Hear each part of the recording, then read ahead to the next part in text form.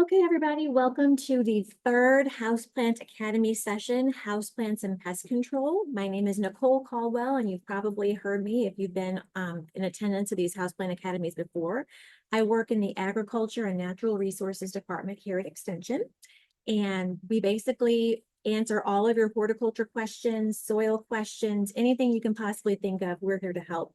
And today, covering houseplants and pest control, it's not the most fun topic. Like, I really like to talk about things that are pretty and pleasing, but it's a necessary topic. If you're going to take care of your houseplants, you're going to deal with pests. So let's get into that. Okay. So first, I'm going to go over the IPM pyramid. And what is IPM? It's Integrated Pest Management. Basically, I like to compare this to, and you've probably heard me say this before if you've attended any of these sessions, I compare it to how you take care of yourself during cold and flu season. So at the bottom of that pyramid would be washing your hands, eating some vitamin C rich foods, getting to bed earlier at night, just all these things you do to take care of yourself. And then when, things get really bad and you're hacking and coughing and feeling miserable and nothing is helping, you go to the doctor. And then maybe at the top where it says chemical, that's when you have to take some antibiotics. So similar approach with plants and animals. First, you want to do things at the bottom that are cultural, like good sanitation, physical, mechanical, like going through and taking the little bugs off of your plants. I don't know if you've ever had Japanese beetles in your garden, but I like to go out there and just pick them with my hands and squeeze them off. And that would be your physical, mechanical intervention there. Biological, you can have predators and parasites that like to eat the pests that you are trying to get rid of. And then chemical, that's when we have to get our insecticides out. Pesticides, insecticides, sometimes they're on the organic or more natural, quote unquote, like microbials and neem oil. And then other times they're more chemical in nature. So that's really our last resource. Okay, so just like with your own bodily health, prevention is the best medicine. Healthy plants are less likely to become infested, so you need to give your plant what it wants. And the only difference between a person who has a green thumb and a black thumb is the green thumb person just kept doing it. I mean, that's really all there is to it. The more you grow plants, the more you find out about your plant, what your plant wants, and you give it that, you're going to be successful with growing houseplants. So check any new plants for pests before bringing them in the home. And I'm always getting new plants, so this is something that I'm always having to do. It's kind of difficult because say you have houseplants around your house and you bring this new plant in, and this new plant wants to be in the sunny window with your other plants. You really need to hold off for a little while, kind of quarantine it and check and see any pests that might make themselves known before you go put it with your other plants. Because if there's something on that plant you just brought home from Home Depot or the nursery, then that's going to infest your other plants very likely. So just keep them separate for a while, make sure you know what's going on, get the lay of the land, and then you can put them where they want to go. Always inspect the roots and soil when you're bringing your plants indoors for the winter. This is a big one for me because I put pretty much, not all, but just about all of my houseplants outside because they love being outside and they just flourish over the summertime. But when you bring those plants in, it's a whole other ballgame. Everything that was outdoors wants to live in your houseplant pot and come in. Some of those things are innocuous and some of those things can be damaging. That's why we always say, before you bring your plants indoors, inspect them. You might have to change your potting mix. You might want to give them a spray down with a hose. Just check things out before you just put them right in the house. You don't want to find yourself, oh, it's going to frost tomorrow. Let me go grab my pot and throw it in the house because you're going to regret that. Yes, question? So if you repot it during the spring, so now we're in the fall. So you're saying we need to possibly repot again? Okay, so we have a question from the audience. We're doing live streaming and in person, so I just want to repeat your question. That's totally fine. So our guest asked about repotting in the winter when you bring the fall winter when you bring your plants in, as opposed to repotting in the spring.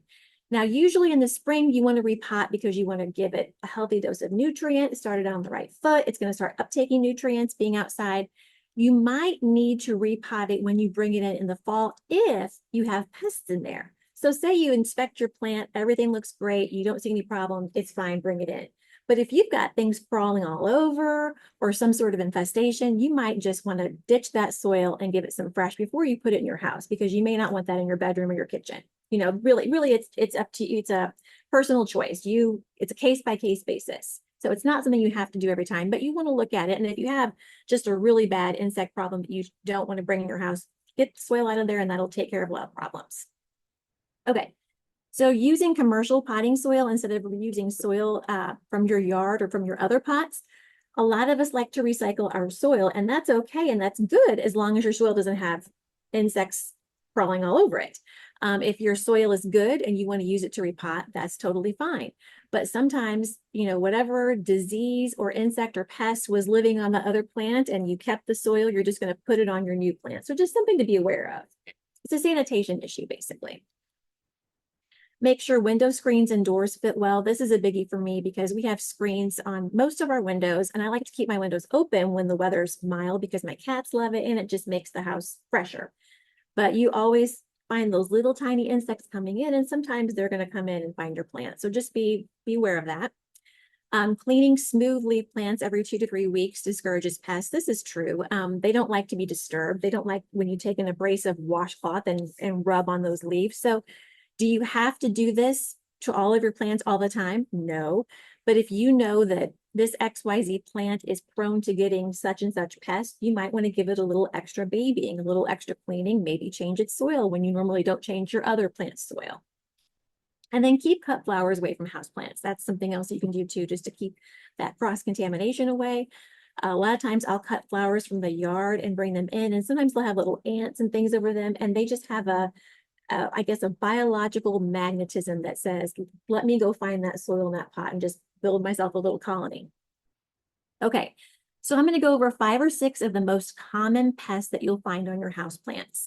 And we'll talk about how to identify them, the damage they can do, and then how to mitigate that damage. So aphids. Aphids are something else. They're usually green, but maybe pink, brown, black, or yellow. And you can see them right there. They're very disgusting looking. Some have a woolly or powdery appearance. The adults may or may not have wings. This is something that I found in researching all these different pests. I mean, I'm familiar with pests from just having my own plants, but a lot of the same type of pest doesn't look like each other. Like some of the adults of that pest can have wings and some may not, and they may be different colors. And sometimes the young version or the immature version of that insect can be totally different from the adult. So these are things to keep in mind. Okay, so these aphids suck plant sap, resulting in yellowing or misshapen leaves. The plant growth may be stunted and new buds deformed.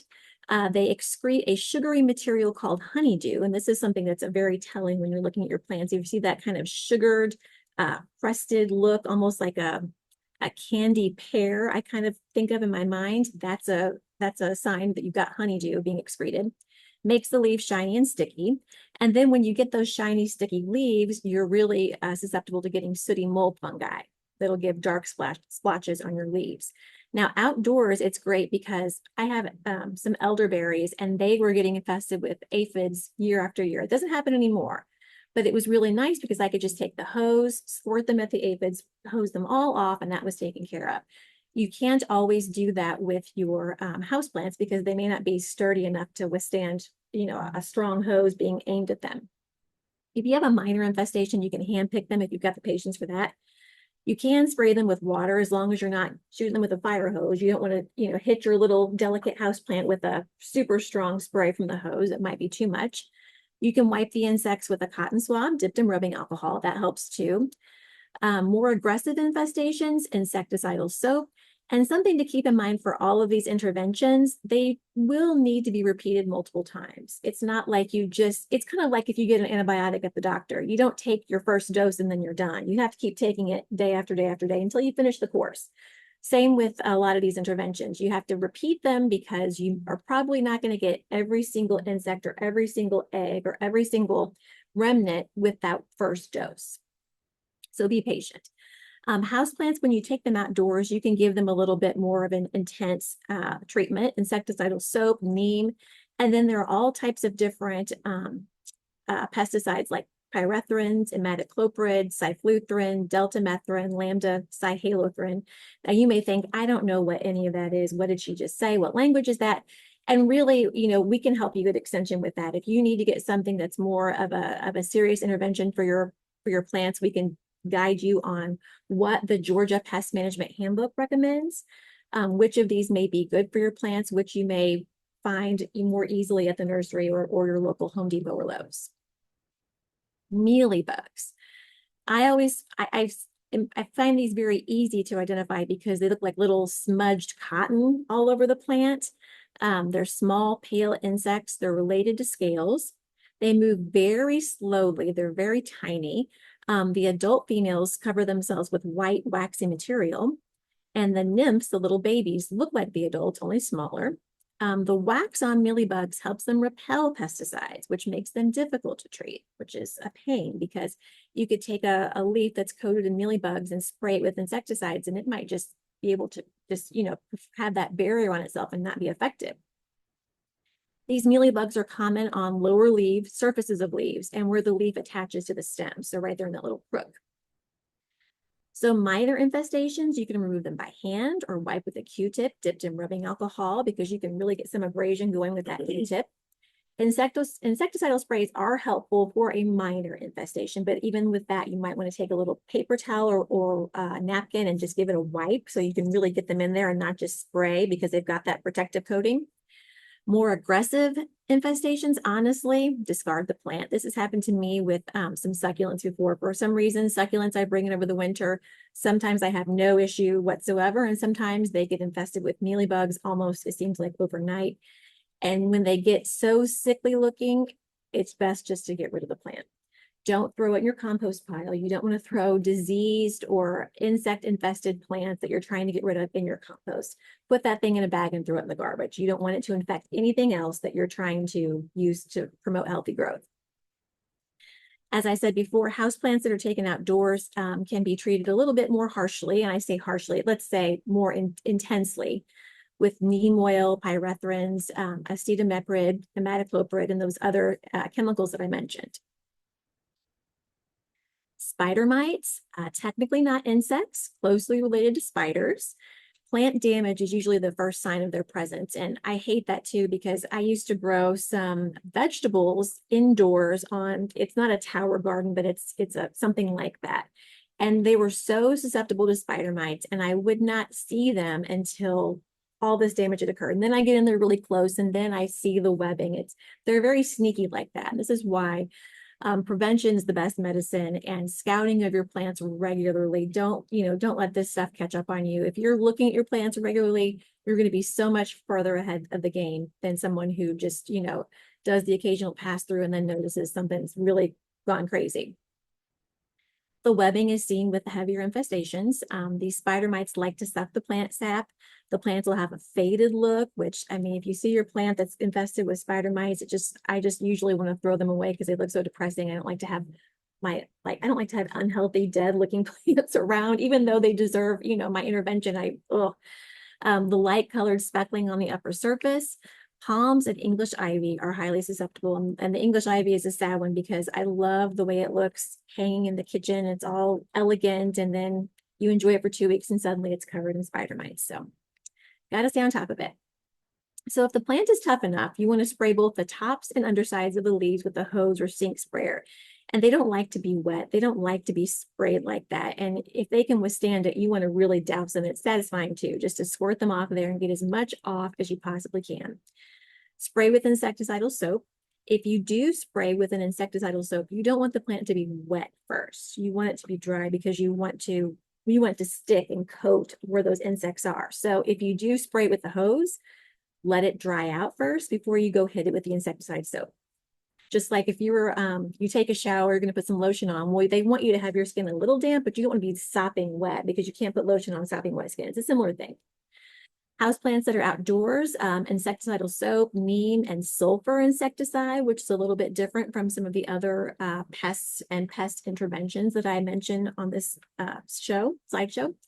Repeated treatments will be necessary. This is unfortunately not a one and done pest intervention. And plants placed outside, though, for the summer typically have reduced spider mite infestations. And that's one nice thing, besides the fact that your plants will just be so much happier and healthier and look so much better being outside. some of these pests that we do discover on our houseplants, they actually have predators outside that will take care of this. So whereas sometimes you can pick up a pest and bring it in, other times you're putting it in that whole life cycle, nature's web, and things can be taken care of. Fungus gnats. Now you see that yellow sticky trap. That is a sight that I have seen too many times in my life. Nobody likes to see the yellow sticky trap, even though it's good for it to catch those adult flying fungus gnats. It's so unattractive, but it's a necessary evil sometimes. They're very tiny. They're often flying or running around the soil surface of a plant. They're attracted to light and they're attracted to yellow, which is why sticky traps are yellow. But they're weak flyers, and so they're easy to smash with your hand compared to, like, you have a fly in your house, you're not gonna be able just to swat it probably unless it's been in there for a few days and it's on its last leg. Fungus gnats, no, they're slow, you can get them, but they're very annoying. They give you that, you just feel like your whole home or office, should I say, because we get them in the office too, you feel like the whole area is just gross and dirty because you have these flying insects. Nobody wants that. But the good news is that they can be dealt with. They can be mostly eradicated, and it's not usually a reason to throw out your plant. You just need some interventions. The adults don't feed on the foliage, but heavy infestations can cause root damage over time. And I've never seen a heavy enough infestation of fungus gnats to cause root damage, because usually by the time you start noticing it, you're starting to do something with it.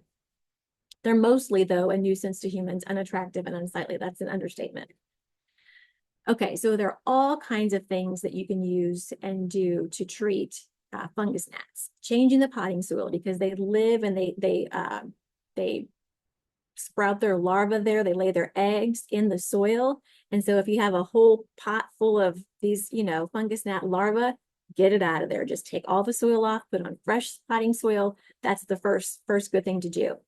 Allow the soil to dry out between waterings if possible. Some of your plants, they want to stay moist. Like begonias, they don't like to dry out, but sometimes you have to let them dry out as much as possible because these fungus gnats require moisture to survive and to lay their eggs. Mosquito bits typically are used in like ponds, small container water gardens like we have to keep they're like mosquito dunks basically, but they're broken in little pieces. You can scatter these on the surface of your plant, and then every time you water, it gets released. It's got instructions on the container for mosquito bits. They've got multiple ways to apply them, either putting it on the soil surface, like I said, or raking it into the soil. You can put it in a watering can with water and let it sit for a certain amount of time so that the BT can be activated and released, and use it that way. So that's a very helpful thing. But I will say, changing the potting soil is really kind of the first biggest bang for your buck, because even if you change the potting soil, you're still probably going to have some fungus gnats that are adults that are flying around, but you're going to be getting rid of that whole cycle of babies that's going to sprout out. So do that, and then also don't just do one thing, do that, and also get the mosquito bits or get some beneficial nematodes if you have a really bad infestation. Use yellow sticky traps, but they are not effective on their own, because even though those yellow sticky traps are catching all those adult fungus gnats, they're not doing a thing about the larva that's in the soil. Now, granted, the adults they're catching on the sticky trap are not going to be able to lay more eggs. You still have that whole cycle repeating, and not every single fungus gnat's going to get on that trap. So don't just do one of these things. Spray BT. I've got a picture of that there, and I think I have some over here on the table for the people who are here in person. Don't allow the water to collect in a saucer beneath the pot. And this is something that you really want to be mindful of if you're having a fungus gnat problem, or if you've had one in the past and you want to prevent it from happening again. Some people like to water from the bottom, or if they're going out of town, they think, oh, I'll put some water in a saucer beneath my plants and it'll just take it up. And that may be, but you also may be creating a perfect heaven and haven for fungus gnats to grow. So just go through and dump those saucers after you water. The perched water table that I mentioned here, a lot of us were taught a long time ago to, when we plant something, to put rocks at the bottom for drainage, but we know now that that's scientifically not a sound practice. Creates the perched water table so that all that water just sits there, and then it just causes these fungus gnats to, make babies and have a heyday. They do not like sand or anything that's scratchy or abrasive on the surface. So if you put rocks on the surface of your plant, or if you put sand on the surface of your plant, they are not going to want to lay eggs there. You have to also, I put on here, consider the aesthetics and the plant needs. So if you've got a begonia or something that likes to stay really moist, you're not going to necessarily want to put sand or rocks on your plant. So that may not be the best intervention. It may not look the best, but it's something you can do, especially if you have succulents that would not look so bad. And something I hear a lot of times from people is carnivorous houseplants. Yes and no. I mean, this is, if you get a Venus flytrap or a pitcher plant that you keep indoors, that's great. And I do the same thing too. I love growing those, but that is not going to solve your fungus gnat problem. First of all, those fungus gnats there are just so many of them, and their life cycle, they produce so fast, so quickly. Your little Venus flytrap you may get at Pike that comes in a little 2-inch thing, it cannot keep up. It just can't. Maybe if you had like an entire grow room full of them, you might have some luck, but it's just not practical. It's a cute idea, but I'm sorry, no. Okay, root ball pests. This is something that I see a lot with my plants I bring in from outdoors, and there really aren't, to me, I consider this a kind of a minor nuisance. Pill bugs, millipedes, slugs. I usually see millipedes mostly in my very, very large pots that I don't like to change the soil when I bring them in because they're so huge. And you may not see them at first, but then over the course of a few days, you'll see them curled up and they're on the floor by your pot. And you think, oh, what is this? Or what is that? Or what's on my pot? A lot of times, it's something that you can deal with without having to do a major intervention. They can cause root ball damage, minor feeding damage to the root systems. Typically, I find it's on my really, really large pots, and the damage that tiny little thing can do compared to my humongous root system in this humongous pots, really not much. They are a nuisance though, crawling on the floors and crawling on pots. Nobody wants to see that in their home. You want to inspect plant containers for those pill bugs, millipedes, and slugs before you bring them in. And if you see them, or if you don't like them, do something about it then. You can repot.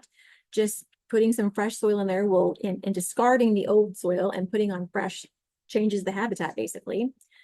Ant colonies, if you find those in your pots, which I usually don't, knock wood, have any issues with ant colonies in my pots, but some people do.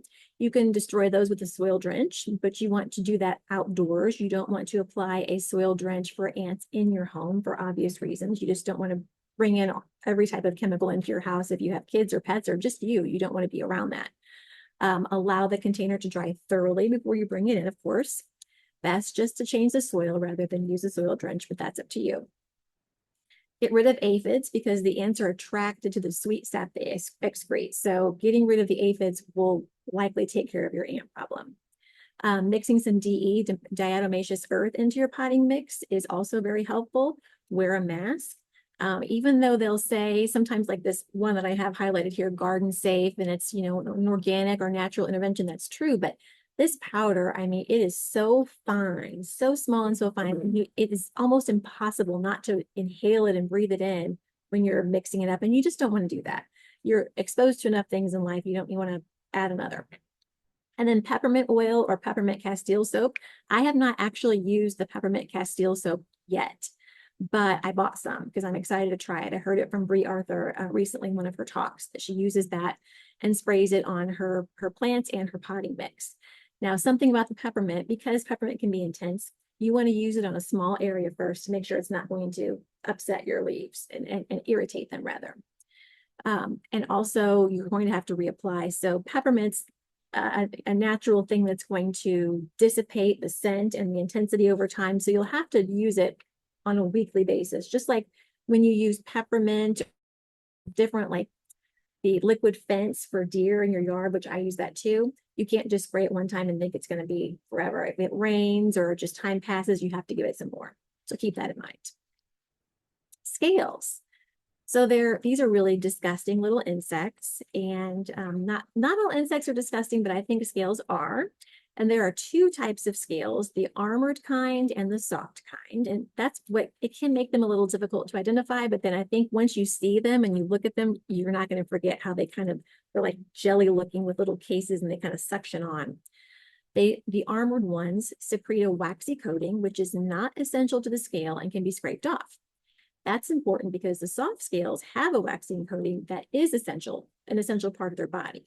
So the adult scales are immobile with no visible legs. As you can kind of see, they kind of suction on there like a little what am I thinking of? Snail. The scales are varied in appearance depending on their age, sex, and species, and they're usually found on stems and the undersides of leaves. And the soft scales suck plant sap and excrete that honeydew, which of course your ants love. They're similar to mealybugs in that way.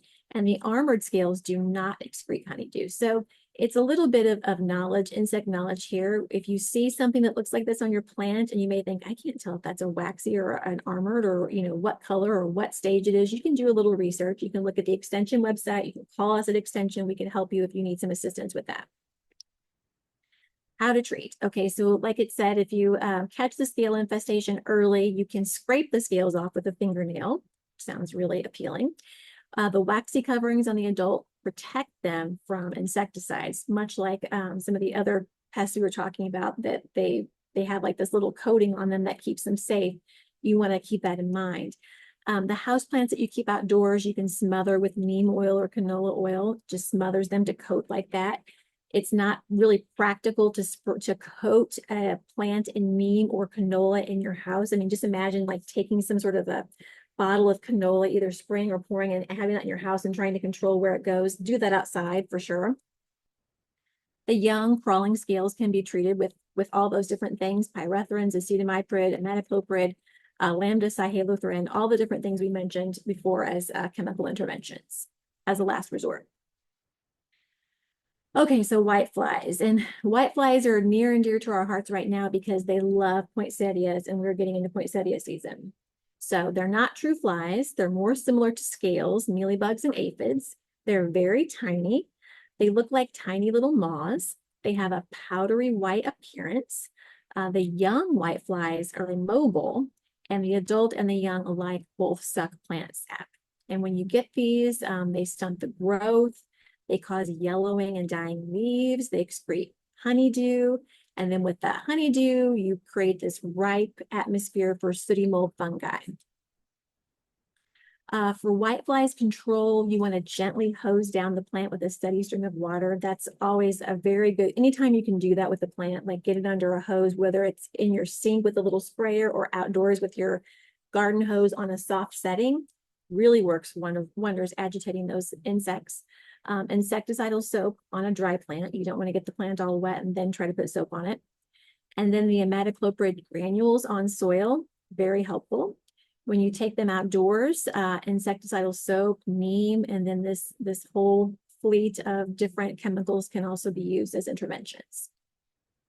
Thrips. Thrips is our last pest we're going to go over. Thrips is not one that I see very often, but when you do have thrips, you know it. It's a very unpleasant, not that any of them are pleasant, but it's a very unpleasant, particularly onerous pest to deal with.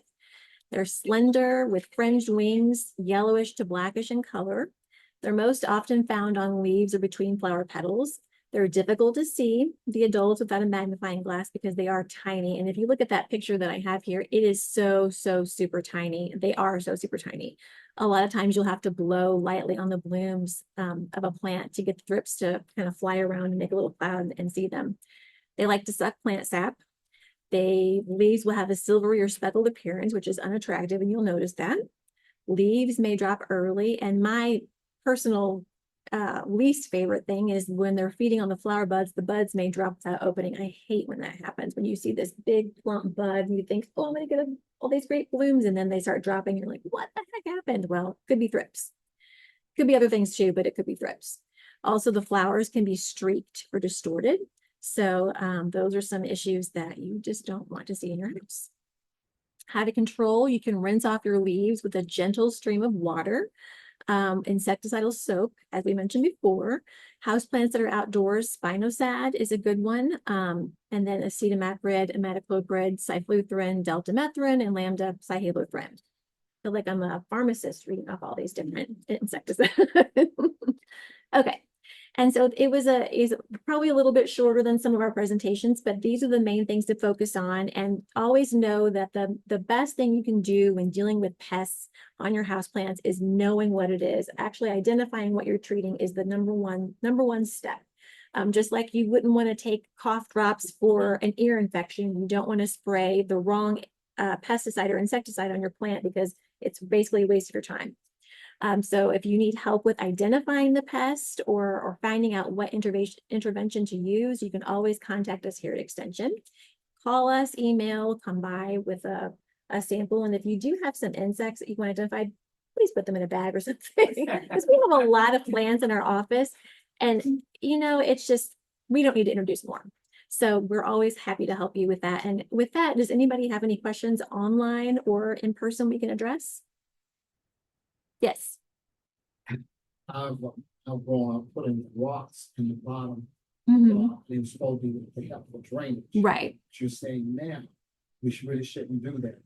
Right. That's, and we had, okay, somebody here in our audience in person says that they grew up always putting the rocks in the bottom of a pot for drainage. That's how they were taught. And that's how I was taught too, honestly. And I didn't learn anything different until I went to horticulture school and was told, and I was kind of blew me away. But what it does is it creates what they call a perched water table. So you have these rocks and you're basically creating like this little place where water just sits a couple inches where those rocks are. And if the roots are touching that, they're basically just sitting in water. So it's not ideal. Not good for the roots, not good for, well, it is good for pests. It's good for exacerbating your pest problem because they like that atmosphere. Another question? On my peace lilies, I noticed that from time to time, I will get a leaf that has got yellow and then the rest of it is dead. So what is it? I know the yellow is normally signifying overwatering. But when I have the yellow and then it's dying too, what I mean, it could be different things. That could be thrips, it could be other pests, but the best thing to do is to take a picture of it and email it to us because we really can't tell you. I mean, we can guess all day long, but we really don't know, you know, unless we can see it. Send us some pictures via email or, you know, call and tell us you want to send a picture or bring it in if you want to. I know it's some people it's convenient in Lawrenceville, some it isn't, but we really do better with if we can see it. So we have some more questions. Cindy? As far as the perched water table does that also apply? Like sometimes people want to put styrofoam in the bottom to take up a lot of rain. Yeah, so our question is, does the perched water table apply to styrofoam? And yes, it does, because the styrofoam doesn't absorb the water. You know, it just sits there and creates another perched water table, like a little soupy bowl of styrofoam, really. That's not really allowing the water to drain all the way out. Yes.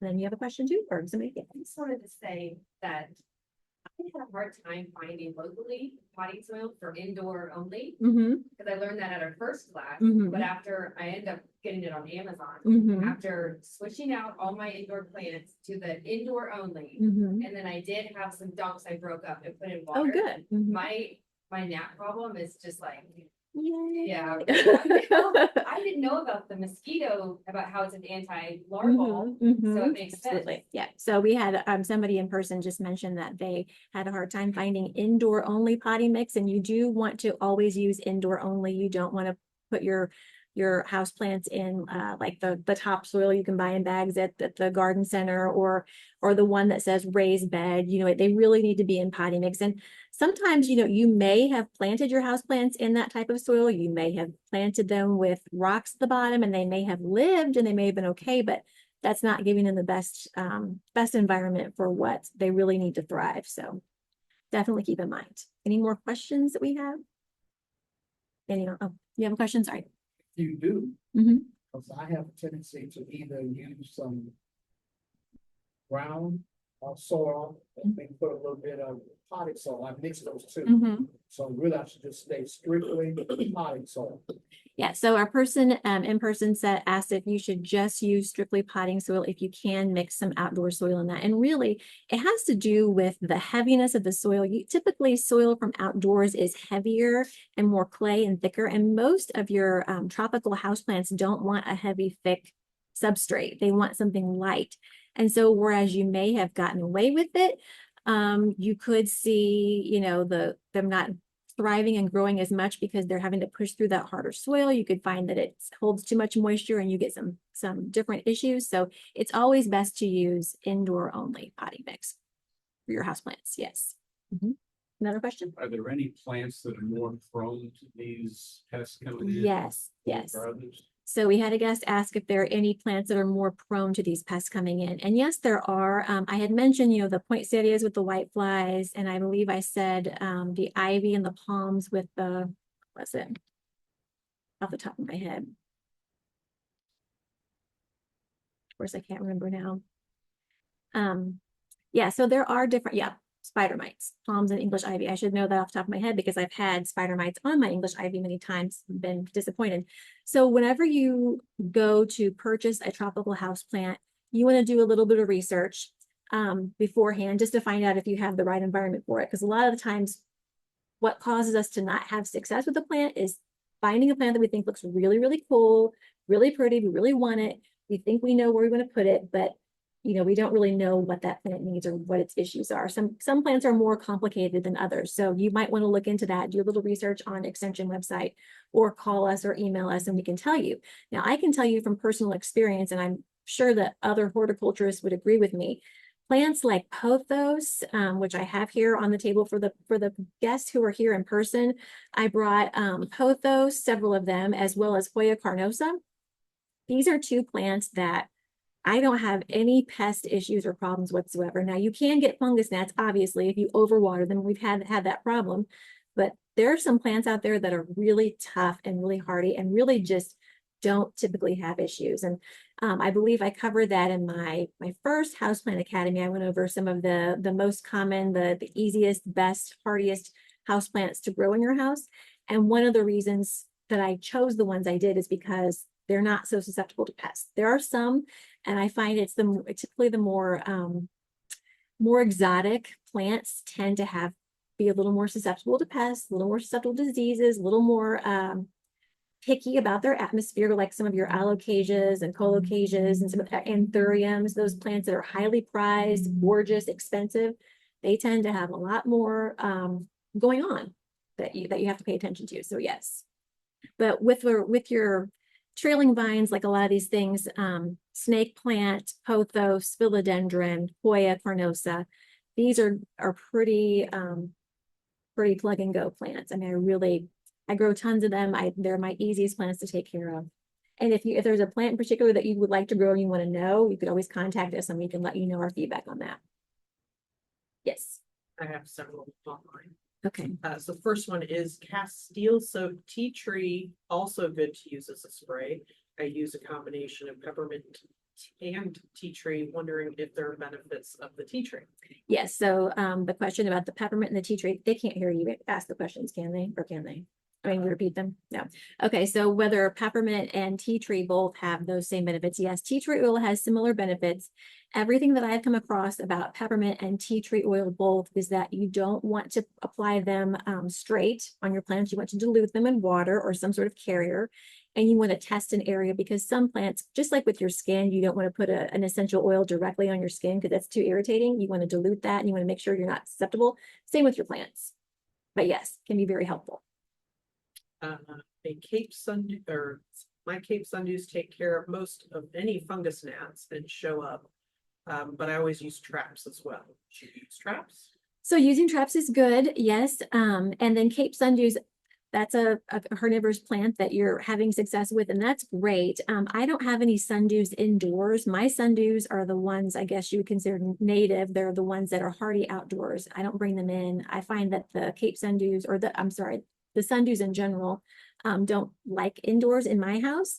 Maybe the Cape Sundew is one that does thrive indoors and that does some good work for you, and that's great. I haven't had that experience. Mostly what I see is people buying those little Venus flytraps and then hoping that that's going to take care, or buying a hanging tropical pitcher plant and hoping that they're going to find their way down those pitchers, and that just doesn't usually happen. Cape Sundews, I have not had any experience with that indoors, so I will look into that. Another question, should we put anything at the bottom of our containers? Anything at the bottom of your containers. If you're trying, I'm thinking when I put things in my containers, it's usually for an outdoor pot that I don't want to have to use so much soil. So maybe I use like some old plastic empty garden pots just to kind of take up some space, but those are not preventing drainage. They're open. do you know what I'm saying here? Like, just like the garden containers, the pots, they're taking up some of the space in the pot. So you don't have to use so much soil, but they're not, like a styrofoam or a rock would do, they're not preventing water flow through. So really there's nothing to put in there. If you're making sure that the plant that you're potting is paired with the right size pot, you shouldn't have all this space to fill up. You know, you don't want to put a small plant in a humongous pot and then have to fill it with all kinds of filler just to make up the pot. A small plant wants to be in a smaller pot. Big plant wants to be in a big pot. So Last one, please show the slide listing the chemicals again. okay, the slide listing the chemicals. Yes, I will. Let's see. So this is one, yes. And so, you know, when it comes to the chemicals, obviously they're not going to be sold just, you're not going to go to the store and just find a bottle of imidacloprid or a bottle of acetamiprid. They're going to be under trade names. And you'll want to do a little research. So anytime, just like with anything, even with natural quote unquote interventions, you don't just want to go get it and just willy-nilly spray it. You want to read what's on the label. Different chemicals come in different concentrations, different percent of active ingredients. So just because it says it's acetamiprid, well, you want to look and see how much is on there and what does it say to actually use on your plant? Because if you have one that says, you know, don't apply this more than such and such days, or don't apply it to young transplants, or, you know, might have different cautions for you. You want to make sure you always read the label. The individual pesticide label always reigns supreme as far as any direction of how to use it, because they're formulated differently company to company. Do we have any more questions? Yes. Okay.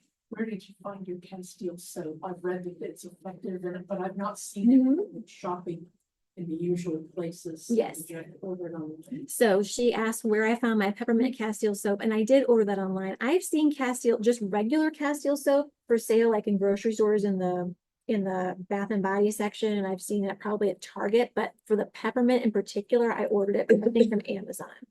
Yeah, and there must be someplace you can buy it in person. I just couldn't find it. Amazon is just as easy as anything. So, question? No, the Castile soap is at the health food store. Yeah, you can. Yes. I'm sure you can find that at Whole Foods too, and Sprouts. Yeah, It's peppermint, right? the peppermint. I haven't seen the peppermint in stores. That's the one I got online, but just the regular Castile soap. And you could take regular Castile and put some peppermint oil in there just to make your own peppermint Castile. You don't have to buy already prepared. Just be careful of how much of the essential oil you're using. Just like when you use it for your body or your, you know, whatever, you don't just want to douse it on there. You want to be judicious in how you apply it, because you can be sensitive, just like a plant could be sensitive. Okay. And then for those of us who are here in person, I do have several houseplants here you can look at. And these are some houseplants, really office plants that come from our office that have gotten quite leggy. So I brought some scissors if you'd like to take some cuttings home. Help yourself. You're more than welcome to take some pothos or some carnosa. Pothos, you just want to get one node to root in water. And then for the Hoya, you really want to get 2 nodes and put it in water, and that'll root for you. And then once you get a good healthy root system, you can put it in some potting mix and you have a happy plant. And these are pretty hardy against pests. Just don't overwater and you will get fungus gnats. So there's that. And then I brought a few, these are just a few of the insecticides I have up in my cabinet in the office. And I wish I would have brought my mosquito bits, but I brought some rubbing alcohol, some systemic, and then some BT that you can take a look at if you'd like. And in the back, I've got some giveaways. I've got snacks and I've got some propagation vessels and pop. Yes, Lisa? Can you put your last page up with your contact info? Yes. I will. We go. Any other question? I was gonna say, another thing that helped me is getting a moisture meter. Oh, a moisture meter. I Okay. got one because there was plants that I could have sworn were dry. Mm-hmm. And when I put the moisture meter in, and it was like $7 for it, and Right. it wasn't, and Right. because that is my problem, I overwater. Over love. Yeah. So we had someone in person say that the moisture meter has really helped them with preventing overwatering and fungus gnat. And they're very inexpensive and they're good to use. Yeah. A lot of people like them. Is your slide deck available? I can put it in a PDF form and send it out to the people who registered. If you'd like it, send me an email and I'll email it to you. Yes, another question? Think we call it horsetail in the spider plant. Oh, spider plant? Uh-huh. Yeah, is there anything you can add to the soil? They grow very kind of slow. Mm-hmm. They have a long lifespan. I got Mhm. one that's almost over 15 years old. Oh, wow. But I did have to it did break off and Mhm. plant. Mhm. But, is there anything that you can put in their soil to kind of help them, Grow faster? Well, really any plant, if you give it some fresh, like when was the last time you repotted your spider plant? last year? Last year, Had okay. to. Okay. So I would say, I would assume it's pretty big if it's 15 years old. Is it a big spider plant? Yeah. Okay. So giving it fresh soil every spring, because that you're going to get a soil that's got some nutrients in it, and you're going to want to fertilize it. So fertilize it in spring and summertime. Do you ever fertilize it, or you just let it kind of go? So fertilizing and fresh soil, those are the two main things, and making sure it gets enough sun, because if you're putting it somewhere in a low light condition, it'll creep along. But if you put it somewhere where, with some bright indirect, it's going to really take off. Yes. Do we have anything else?